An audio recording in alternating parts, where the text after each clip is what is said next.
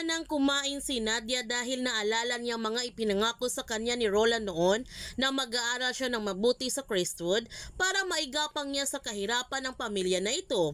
Kaya siya nagbabago para matupad niya ang kanyang mga pangarap. Sinabihan niya ang kanyang anak na hindi sila susuko na hanapin ang hustisya para kay Roland. Ibinigay na nga ni Moises ang mga gamit ni Roland sa kanyang ina. Nagpapasalamat si Nidia dahil gumawa talaga ng paraan si Moises para kontakin siya nito. At nagtanong siya sa binata kung kaibigan ba niya si Roland. Ang sabi ni Moises, hindi niya kaibigan si Roland. Nakita lamang niya ang mga gamit ni Roland sa dorm na dating tinitirhan nito dahil doon din siya nakatira.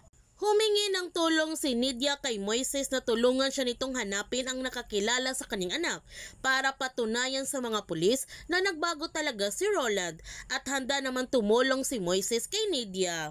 Nakita naman ni Justin na kausap ni Moises ang ina ni Roland at sobra siyang natakot nung narinig niya na tutulungan nga ito ni Moises na hanapin ang mga kaibigan ni Roland sa Crestwood.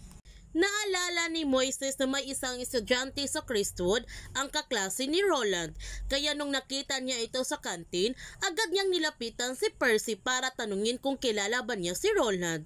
Umuo naman si Percy. Kaya sinabihan ito ni Moises na gusto siyang kausapin ng ina ni Roland dahil may katanungan ito sa kanya na tungkol kay Roland. May sasabihin na sana si Percy kay Moises, ngunit biglang dumating si Justin at makikita mo sa pagmumukha ni Percy ang kanyang takot nung nakita niya si Justin, kaya umalis kaagad siya nito. Samantala, ipinaalam kaagad ni Justin sa kanila ni Steven na tinutulungan ngayon ni Moises ang ina ni Roland para hanapin ang mga kaibigan nito at nakita niya kanina na kinausap niya si Percy. Natakot naman si Steven na kapag nakapasok si Moises sa grupo nila, may malalaman si Moises sa kanilang ginawa kay Roland. Kaya may masamang pinaplano si Justin para tumigil si Moises sa pag-imbestiga nito. Kaya kinabukasan, pinayuhan niya si Moises na tigilan na niya ang pag-imbestiga sa ina ng pusher. Hindi ba siya natatakot na baka madamay siya nito sa kaso? At kapag nalaman ng kanyang ama, sigurado siya nito na magagalit ito sa kanya. Napagtanto ni Moises na tama ang mga sinasabi ni Justin na baka nga madadamay siya nito. Bakit hindi niya ito naisip? Ngunit naawa lamang siya sa kalagayan ng ina ni Roland dahil naniniwala ito na isang inosente ang kanyang anak.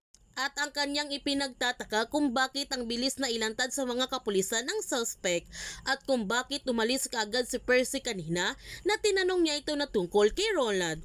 Pakiramdam niya tuloy na may itinatago si Percy. Kaya huwag natin palalapasin ang kapanapanabik ng mga tagpo sa Pamilya Sagrado.